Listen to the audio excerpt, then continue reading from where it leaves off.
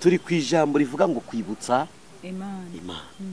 Yemwe abibutsa Uwiteka ntimugatuze. Ese muzira ngo ingaruka zo kutibutsa zaba zihari? Zirahari mushumba. Ingaruka zo kutibutsa zirahari.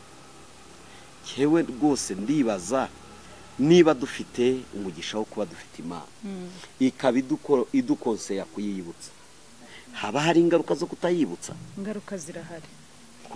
Wazivugaho? Twabonye yuko mu kwibutsa Imana bizana ubusabane twabibonye, ubusabane n'Imana.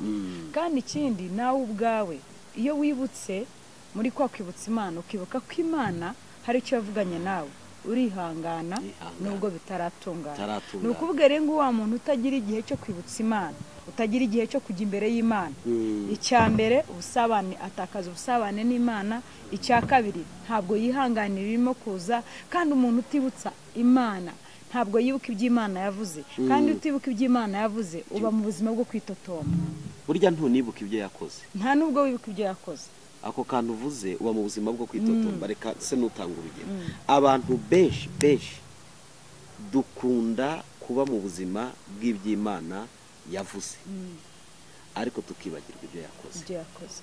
Igihe rero cyose uzashakira Imana mu byo yavuze, hari umunsi utazajya uyibona, kuko uzahorana raporo y'ibitari byakorwa, ariko ibyakozwe uzabyibagirwa.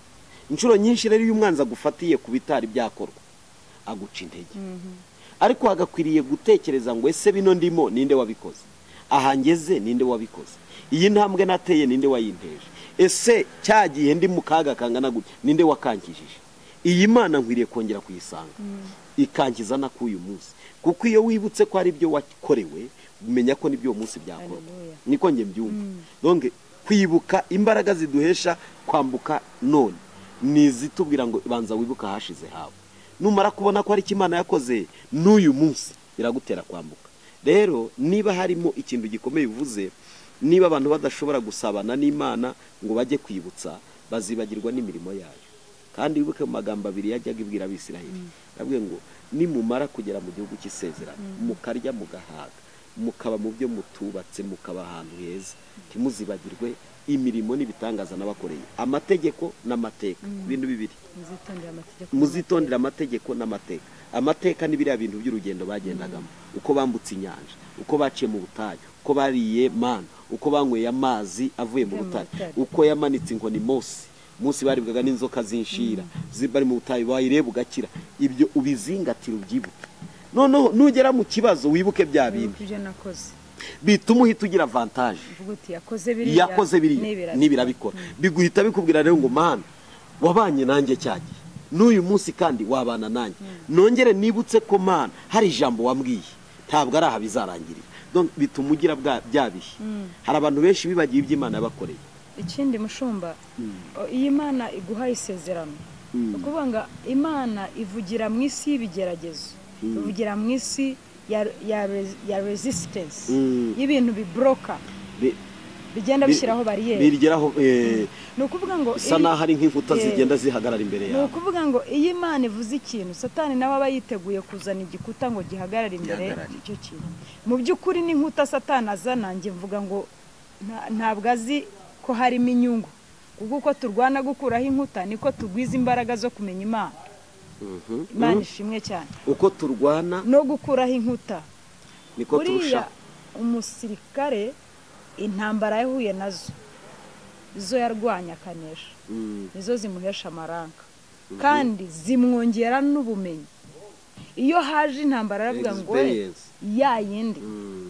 yayindi uko twayitsinze n'iyi niko turi wirwane, kuko terke bimeze kimwe. Ni ukuvuga ngo izi nkuta, izi ntambara turwana zo mu gakiza, zo mu buzima bwa buri munsi, zigenda zidukongerera ubwenge n'imbaraga no kumenya uburyo turwana intambara z'umwuka.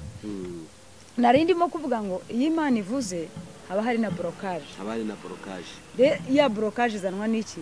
Hari igihe boroka burundu bya bintu ntibibe, hari n'igihe boroka bigatinda. Rero iyo utarimo kwibutsa Imana, hari igihe bitabura burundu, kuko ijambo ry'Imana yavuze ntibihera, ariko bigatinza igihe cyawe. ushingiye ntabwo icyanditswe iyo usomye muri 12 mu kuva ku murongo wa 40 hari ijambo rivuga ngo imyaka abisiraheli bamaze mu rusuko rwabo ni imyaka 430 idasazeho umunsi itabuzeho umunsi nuko ingabo z'Uwiteka zose ziva muri Egiputa ariko iyo usomye mu itangiriro 13:14 ubwo Aburahamu yarangariraga ku gitambo inkongoro zikona igitambo ngo Imana yaramubwiye ngo ubwo utabereye maso igitambo urubyaro rwawe ruzaba basuke mu gihugu kitari icyabo bazababaza imyaka 400 ariko nanjye nzabakuza amaboko yanjye akomeye iryo shyanga ndicireho iteka ndetse kuvayo kwabo bazakuraho ibintu byinshi n'iminyago Imana yivuzeho nta n'umwana Aburahamu arabyara urumva icyo kintu kubw'uburangare Aburahamu kurangara kwe bitumye Imana ivuga ku busuke bw'urubyaro azabyara nibyo navugaga uburangare kwa kutibutsa Imana no kurangara kandi byaje kuba bagiyeyo kandi umugabo yari yatambye uramfashije Aburahamu yari yatambye igitambo yari yagitambye yari yakizanye yahereye nimugoroba yahereye mu gitondo agera nimugoroba umugabo yarananiwe mu buzima busanzwe afite impamvu yo kuhunikira kananira kuva mu gitondo wirukana ibisiga ugurutsa kuva mu gitondo bukira utananirwa nawe ariko Imana ntiwayizana izo mpamvu amahame y'Imana ni ukuba maso tujya mu masengesho twahunikira nkavuga ngo mva abantu niba bashobora kunywa energy ngo bakora akazi gasanzwe batange raporo mu gihe natwe tuzimwe dusenge mpaka niba umuntu ashobora kwidoroga ngo akore ibintu bishira bifite inyungu zidashinga kubera iki twebwe tutagira icyo dukora kugira ngo tubere maso ubuzima uzaka agakokayine njyanywa ni agakawa iyo nshaka kurara ngo buke mu gitondo meze gutya ndi gusenga nkubitamo agatasi agakawa kanjye ngasa n'uwongereye agapimo najyaga nyweraho ndarasenga saa 11 zikavuga saa 3 za mu gitondo nkaryama ngasa umuntu ashobora kunywa agakawa arindiriye shampiyona iri butangire saa 6 cyane cyangwa saa 7 ngadasinzira ariko umuntu ntakanywe kugira ngo saa 6 zigera atangire gusenga bishatse kuvuga iki rero uyu mugabo abantu bajya bavuga ngo igihe nasengeye ngo iki byose ni ukubera amaso igitambo ni ukubera amaso igitambo kandi inkongoro nazo ziracunga zirazunaniwe niziza kumanywa ugifite imbaraga kandi abantu bararangaye muze ntago abantu turarangaye igihe ugifite imbaraga cyavansa inkongoro zijya mu biti zigucungira mu biti aho uri bunanirirwa rero abibutse Uwiteka tubabwira iki ni kumanywa na nijoro niyo mpamvu bavuze ngo ntimukamuhwemere kumanywa na nijoro ariko muzirango reka nongere mvuge ku kintu cyo kurangara njya ndeba abantu hari igihe Imana isa n'iminjiriyemo agafu bigatungana uri bukabisireri bari muri Egiputa Yosefu yarabahaye Gosheni ikibaya baragiramwe amatungo ngaharusha ahandi kuba heza dore ikosa bakoze bibagiye ko Yosefu ingoma yizarangira agapfa gasaza ngo umunsi yapfiriyeho haje kwima undi mwami witwa Farawo utabazi ngarabitegereza aravuga ati ko aba bantu basa neza ko bakabije kororoka kandi atari abanyagihugu erega Satani arabizi ko tutarabe bavata aba bantu niki twakora ahita apanga uburetwa apanga uburetwa maze kubupanga panga ko bica abana b'abahungu yaragamije iki se ku bana b'abahungu yangaga ko hazavukamo Yosefu wundi uzabacungura kuko iyo wicaye iyo baguhaye ubuyobozi usoma amateka bumbura ibitabo urareba igihugu cyari kibayeho gute cyayobowe nande abumbuye asanga umuntu wari uyoboye wategetse abandi w'umunyabwenge si umunyagihugu ni impunzi yaje baje bashonje bafite inzara barabasuhuke umuntu amazina 3 bari bafite abasuhuke abanyagano urumva bari bafite izina ryitwa abaretwa bitwaritse ko bari bafite amazina y'ubwo kagira Imana amabi yose kandi bene data bibagiwe kayo mazina bayafite ubu hari umuntu udukurikiye muri uyu mwanya kuri kamera wibagiwe izina yitwa wibagiwe kahari naho ashobora kwakurwa bimutunguye wibagiwe ko ubuzima arimo ashobora kubukurwamo bimutunguye uzi kubona umuntu arangara kandi nta n'icyo arageraho uwo Satani akamwereka ko amaze gukomera barangaye ngo arabakubita ngo barataka ngo gutaka bataka ngo n'umuniho wabo bigera ku Mana. Imana yibuka isezerano yagiranye na Aburahamu na Isaka na Yakobo, ngo Imana ireba Abisirayeli imenye uko bameze, ihita ihagurutsa Mose. Ese Mose ntiyarahari? Yarahari. None siyo badataka buriya Mose Imana ntiyari kumureka? Hari abantu nongera kubwira badukurikira, nudataka nutiga gutaka Imana ishobora kuzakureka, ahubwo taka utaragera kure. Ni nka bya Imana utaratuganirizwa, utarasumbirizwa, Satani atarakotsa igitutu, ataramwotsa igitutu, abana batarapfa, abana nukuvuga ngo uburetwa butaraza, uburetwa butariyongera, abana bataranigwa.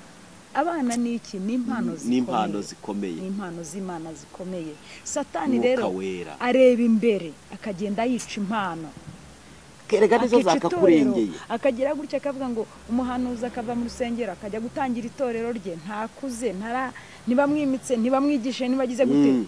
Hari uburyo buri positive Satani atandukanya abantu, ntimumenye ko ari strategy yakoze.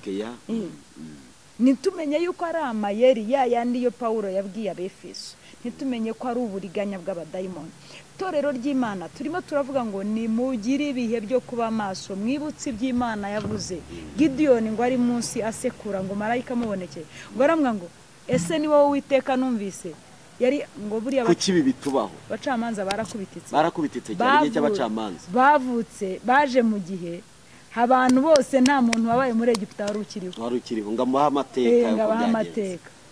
Ariko Gideon akaba yarigize kumva inkuru gakeya, marayika amubonekeye aramubwira ati ni wowe, n'amaboko akomeye numvise. Amwibutsa amaboko akomeye ko yayumvise. Ayo makuru ufite nayo kubwira Uwiteka. Iyo Uwiteka amenye kuzi gukomera kwe, akora ibikomeye umukeneyeho. Iyo umuntu azi gukomera ku Uwiteka, Uwiteka akora ibikomeye amukeneye. Icyo kintu Imana yiyongeza amanda mu bantu bayo. Erega igituma tuyikunda nuko ikora ibindi bintu. Urakoze. Tugana ku musozo, natekereje buriya uyu muhanuzi yavuze ijambo rikomeye. Yaravuze ngo kugeza ubwo azahindura i Yerusalemu ishimwe. Uzi kubona utari wabishimwe ariko ukarangara, uzi kubishimwe ukabishimwe mu muryango. Umuryango iyo uteranye ni wowe ushima, itorero ryaterana akaba ari uvugwa, igihugu cyaba cyicaye mu manama akomeye ukaba wayavugwamo. Kwibutse ko kuvugwa ntabwo ari uko uri muri guverinoma, abantu bitera uduselfie bakubonye, bakwiba udufoto bakubonye, uhinduka ishimwe. None twebwe ntituraba nishimwe mu mudugudu. Oya nawe ubwawe ntabwo wishimira. Yes, ni wireba ngo nawe ubone kurishimira unezerewe. Ariko Satani akirirwa kwiba kugira ngo urishimwa, akwereka kugoramisha, agucurika. Naho wakazukiye niho ashaka kukwicira, naho wakabereye umuntu arashaka kutarengaho. Wibutse ko burya iyo uri kujya kure y'Imana uba uri kubwira Satani ngo nifatikanije nawe, kandi Satani nta rukundo agufitiye. Umugambi wa mbere ni ukwica, kwiba, gusenya no kurimbura. Hanyuma Imana irababwira ngo mwebwe abibutse Uwiteka imugahweme ku manywa na nijoro, ntimukamuturize kugeza ubwo azahindura i Yerusalemu ishimwe mu isi. Urugo rw'umuntu ni ishimwe rikomeye. Ariko mbonye abagore bari bazabona gukiranuka kwawe, abami bazabona icyubahiro. Yerusalemu no gutekereza kuri ntabwo, ariko ngendagira ngo nkubwire ko amahanga azabona icyubahiro. Gukiranuka bakiranutse amahanga azabibona, bazabona icyubahiro, kuko ndi Imana idakiranirwa ngo ibagirwe imirimo. Ariko mwabarinzi mwe ku manywa na nijoro. Niyo mpamvu mu Matayo buriya 13 ngira ngo umanutse umugani w'urukungu avuga ngo basinziriye. Ese mushaka ko Imana arenya amanywa n'ijoro, kuki usinzira ukiba? Uzi buriya se iyo umuntu asinziriye aribwa. Uko byagenda kose, uko byamera kose, nubona uri mu gihe cy'ibitotsi byinshi, nubona uri mu gihe uzarebe n'umujura acunga igihe dusinziriye dushyizweyo akaba ari bwa twiba. Rero abakristo twe gusinzira. Njya mbwira abantu benshi ko iyo usinziriye inshuro nyinshi nawe ubwawe hari igihe ubyuka wumva ko wagize ibintu wagira ngo byakuryamira. Umwanzi ashobora kukuryamira kugeza ubwo n'icyo wari ugiye kwakira ugitakaza, wowe ukajya uririmba iby'Imana itagukoreye, nyamara wabyambuwe byari bigeze ku maboko yawe. Igituma rero biri tubwira ngo nidudatabaza hari ingaruka zo kudatabaza, zo kutibutsa. Ingaruka zo kutibutsa ni nyinshi. Na ba Petero Yesu yabigishije kwibutsa.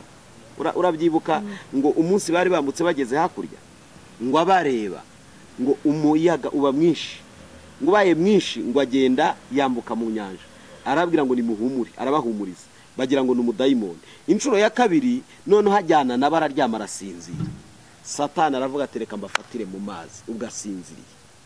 Petero arwana no kugira ngo arebe ko bari bamenyereye amato n'amazi, bagerageza kwirwanirira batamuhamagaye, ntacyo bakoze. Babonye ko umuraba barushije amaboko, baramubyuka. Wowe uraryama ugasinzira, ntacyo bigutwaye, ubona tugiye gupfa. Arangije ngo arahagarara cyaha iki umuraba. Reka nkubwire isomo njya nkuramo, ariya mazi yaza kuba menshi ubwato bukamanuka, Yesu yari kuba muzima, ba Petero bagapfa. Byari byarangiye. Rero hari igihe ubuzima bwawe Imana ishobora kuburekura.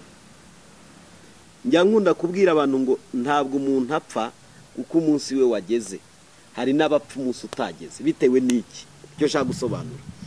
Imbaraga zikurwanya iyo zikurenze zirakumira, ariko Imana iratubwira ngo nitwambara imbaraga tuyihamagare, tuzabaho igihe cyagenwe, tuzasoza igihe cyacu nk'uko twagitegekewe.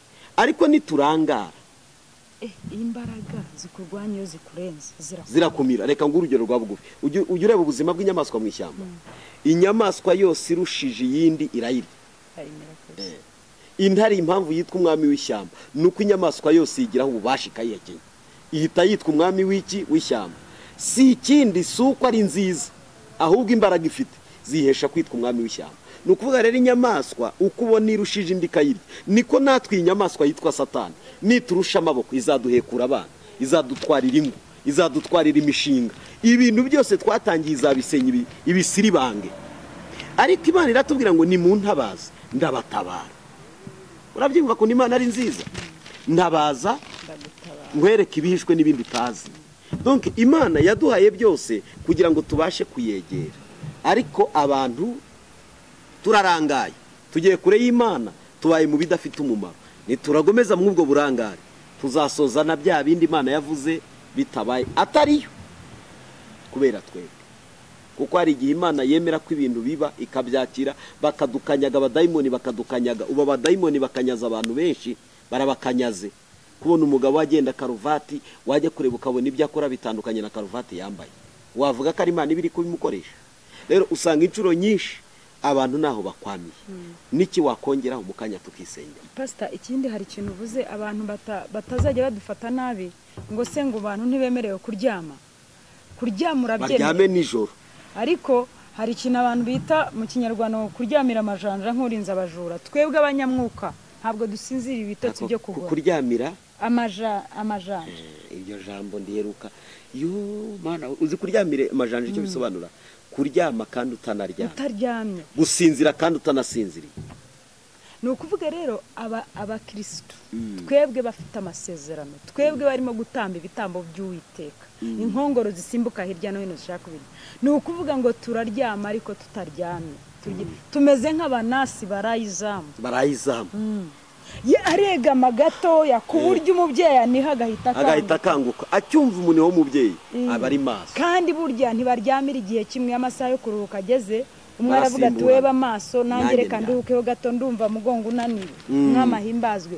Yeremiya yaravuze muri 29 wa murongo dukunda 11, aravuga ngo Uwiteka aravuga ngo nzibyo nibwira kubagirira ni byiza ntabwo ari. Ariko iyo umanutse aravuga ngo muzagenda munsenga, muzagenda munyambaza. Kugenda ni ukugenda usenga, ntabwo dusenga ari uko kugenda wambaza, ntabwo dusenga ari uko bwije. Haravuga ngo ku murongo 12, kandi muzanyambaza, muzagenda munsenga, nanjye nzabumvira, muzanshaka mumbone nimunshakana umutima wanyu wose. Muzanshaka mumbone nimunshakana umutima wanyu wose, muzagenda munsenga, muzagenda munyambaza, nzabumvira. urimo uragenda kuri moto aho kugira ngo ushyiremo ekuteri wumve indirimbo genda wumva icyo umwuka w'Imana avugana nawe. Niba uri kuri moto tega amatwi umwuka w'Imana aravuga, niba uri kuri vora umva icyo umwami Imana avuga. Ariko umukozi w'Imana muri iyi minsi Satani yarateye, maze mpora ngenda kuri moto kenshi, ariko abamotari, umumotari iyo afite ikibazo mu rugo, buri mugenzi wese atwaye kuri moto agenda amubwira ikibazo cy'umugore afite mu nzu, kandi uwahetse kuri moto ntari bugikemure. Hari abantu bananiwe kubwira Imana ibibazo byabo, ariko abo birirwa bagendana nabo birirwa bibabwira. Ho kugira ngo ufate umwanya wo kwirirwa ubwira abantu ibyakubayeho n'ibyo urimo, fata umwanya wikingirane mu cyumba ubibwira Imana kuva 6 za mu gatondo ugere 6 z'umugoroba, nurangiza ufunga umunwa wawe. Haka abantu bari dore hari wambwiye ngo rero ngo pastor ugiye ngo ufite ngo umugore ngo ntitwabyaranye ngo ariko ngo twaratandukanye ngo bari bunyanaka ngo ariko ngo yaje ngo no kongera kugaruka, ambwira ibintu byinshi, arambwira ngo ufite undi mukobwa ndi kurambagiza ngo nabuza amahitamo, mugira n'inama. Afite umwanya wo kuzumva se? Atereka reka arambaza ngo uri pastor ndindiwe, ati nta kindi wari kumbwira. Ndamubwira ntuwo wundi se we wakunze utekereza ko azakuzurira 100%. Ngo arakareka ngo namaze kubona ko burya nari nibeshye ngo hanze hari abana beza. Ikibazo si ibyo ari kumbwira, ariko uko abimbwiye arabibwira n'undi ari butware, uko abimbwiye arabibwira n'undi ari butware. Burira bibwiye 5, ejo bwira bibwiye 5, ejo bundi bwira bibwiye 5. Igisubizo kizava muri abo bantu ni iki? Abantu benshi barayobye, bananiwe turi ku ijambo ryitwa ngo kwibutsa Imana. Reka kweri kubera kangira hari igihe abantu bamwe na bamwe batazi ku Imana baho gusenga, ariko reka nkubwira izi nzu zidukikije zifite wagize gute? Wazubatse. Ibi bintu rero tuzi bitubatswe n'abantu bidafite uwo byubatse, niyo twita Imana. Aho kugira ngo uganirire umuntu, genda hari umugabo wigeze kuduhamya aratuga ati nge ntarakizwa, yari imfubyi, ngo ajyaga ajya ahantu akireka ngo kintu wandemye ntazi mbabarira untabare. Ubu ni umupasiteri n'umukozi w'Imana. Hari undi mudamu twaganiriye yari afite idini asengeramo, ngo bajya gupfukama gusenga akavuga ati nge ndashaka umpishurire, uri Imana y'iri dini mbamo cyangwa uri Imana y'abarokore, nge umbabarire unyiyereke. Ubu Imana yaramusanze yarakijijwe. Hari ibintu tutazi, nk'uko umwana yavutse atangira ashobora kurya intoki atazi ko ari ibere, ariko yafata mu gituza cya mama we akumva ibere, akafata imoko akayimenya. Imana iyo uyishatse mu kutamenya kwawe, igihe kiragera ukamenya, ugafata Imana ukayikabakaba ukayimenya. Turi mu gihe abantu bari confused, ariko Imana yakuremye yagushyizeho irabizi kuri murungabangabo, bari utekerereza ibyawe, izakuyobora inzira. Izakuyobora inzira. Imana bose nabone iyo uri ibiryo bisharira urabimenya, ariko sinagusobanurira kurura, nabikubwira ukabimenya. Ikintu kiryoshye nagusobanurira, ni nako iyo usenga Imana ugenda umenya ubwiza bwayo, ariko ntiwamenya ko ikintu kirura ngo ugisobanure utatestinze. Niyo mpamvu Zaburi ivuga ngo nimusogongere mumenye ko umwami agira neza. Nimwibutse Uwiteka mw'abanyamasezerano, mwongere musubirayo, subiraho Imana yavuganiye nawe. Subira mu bitabo uyibutse ibyo yakubwiye, kandi ukuyibutsa urukundo ruriyongera. Urakoze cyane, reka duhinire hano, ibindi tuzakomeza tuvuga Imana, ntabwo turekeye aho, duhiniye aho. Hanyuma ndagira ngo dusengera abadukurikiye muri uyu mwanya. Muzira nkoni, ndabizi ko Imana izadukoresha byinshi. Amen. Ikimwe cyo navuga, abantu nidutekereze twavuganye iki n'Imana. Ibiri kuba none nibi, nibyo Imana yavuze. Ese niba hari kubaho ibitaravuzwe n'Imana, niki nakora?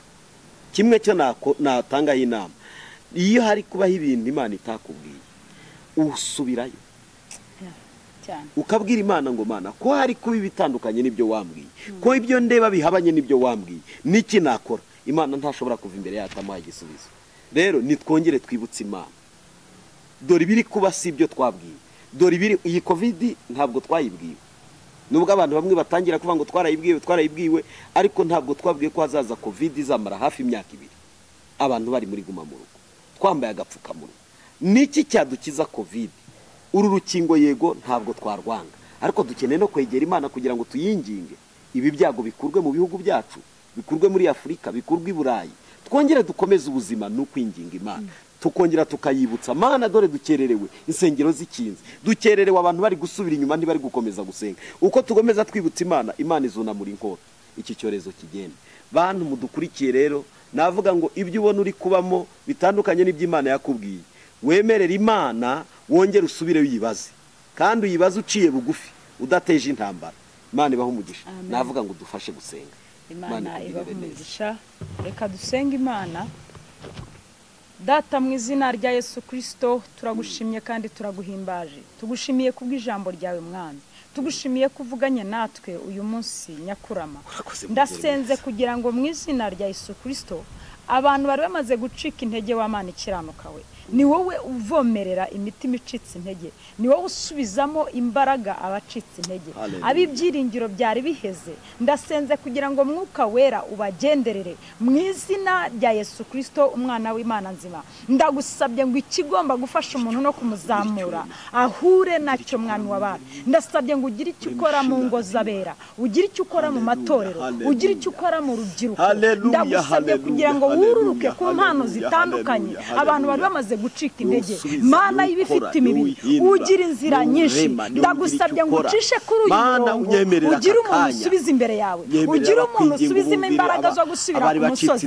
Ndagusabye Uwiteka we, komeza intambwe z'uyu muntu Mwami, komeza intambwe z'uyu muntu papa, komeza intambwe z'uyu muntu. Ndagusabye kugira ngo ureme Mana ibyananiranye, Mana y'ibidashoboka. Ndagusabye kugira ngo aya mavi yaratendutse asubizwemo imbaraga, izi nkokora zitenebutse zisubizwemo imbaraga mu izina rya Yesu. Turatura imbaraga z'Imana, turatura ubwiza bw'Imana, turahamagara kugendererwa kudasanzwe mu izina rya Yesu. Ndasenze ngo imbaraga z'Umwuka Wera zibamanukire, babatizwe busha, basubizwemo imbaraga busha, basubizwemo mu maso yawe Mwana, ibyiringiro byabo bizamuke, kwizera kwabo kuzamuke, ishaka ryabo nirigaruke, ishaka ry'ibyiza nirigaruke, inyota yo gushaka mu maso yawe nigaruke. Mwami w'abami duciye bugufi ngo wiyubahirize kandi ugende inyuma y'ijambo ryawe urikomeresha ibimenyetso n'ibitangaza. Uri Imana itabeshya, ibyo watubwiye turabirindiriye, ibyo wadusezeranije turabirindiriye, kuko uri Imana isezeranya kandi gasohoza. Urakoze, ni mu izina rya Yesu Kristo dusenze twizeye.